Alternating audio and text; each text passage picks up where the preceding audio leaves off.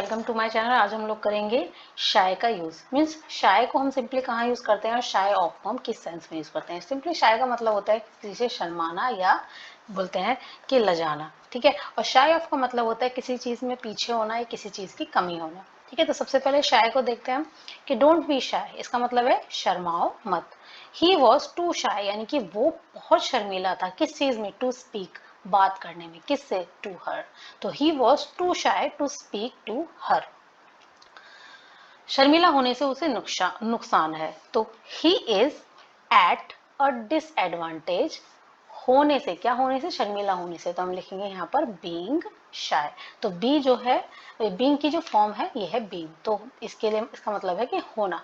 तो he is at disadvantage being shy. अगर हम बोलेंगे शर्मिला होने से उसे फायदा है तो हम बोलेंगे ही इज एट एडवांटेज, फिर आप ये नहीं लगाएंगे। तो he is at advantage being shy, मतलब शर्मिला होने से उसे फायदा है। नेक्स्ट देखते हैं, वह अजनबियों से शर्माता है। तो ही इज या शी इज शाय ऑफ या अराउंड, यानी कि अगर उसके आसपास होते हैं स्ट्रेंजर्स तो आप लिखेंगे he is shy around strangers, यानी कि जब उसके आसपास स्ट्रेंजर्स होते हैं सॉरी अजनबी होते हैं तो वो शर्माती है। और आप सिंपली ऐसे भी लिख सकते हैं कि she is shy of strangers, यानी कि वो अजनबियों से शर्माती है। अब यहाँ पर दूसरा यूज देख लेते हैं शाय ऑफ का, ठीक है। तो शाय ऑफ का मतलब यहाँ पर है पीछे रह जाना किसी चीज से, ठीक है। पीछे रह जाना किसी चीज से, दूर हो जाना, ठीक है। किसी चीज की कमी हो जाना, तो यहाँ पर वो सेंस है, ठीक है, कमी होना। यह ये देखते हैं, the bill was 4 votes. Bill मतलब जो विधेयक होता है उसको बोलते हैं हम इंग्लिश में बिल। जैसे हम देखते हैं कि कोई कानून वगैरह पास होता है तो उसके लिए हम बिल मतलब बिल पेश करती है गवर्नमेंट। तो द बिल वॉज, बिल था यानी कि विधेयक था, 4 वोट्स यानी कि 4 वोट।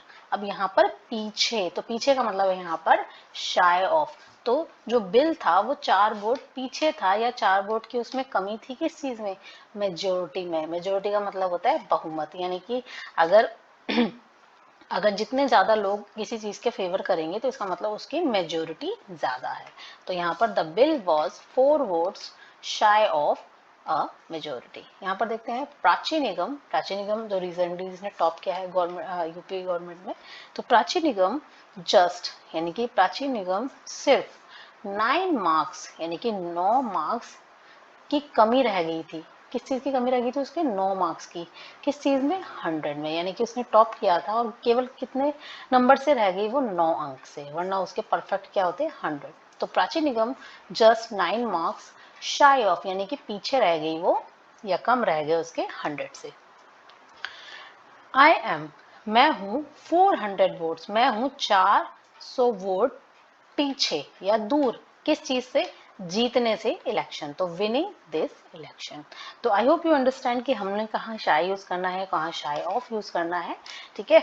तो आई होप मेरी वीडियो से आपको कुछ नया सीखने को मिला है। तो please like share subscribe and comment and keep watching my channel. Thank you so much, bye.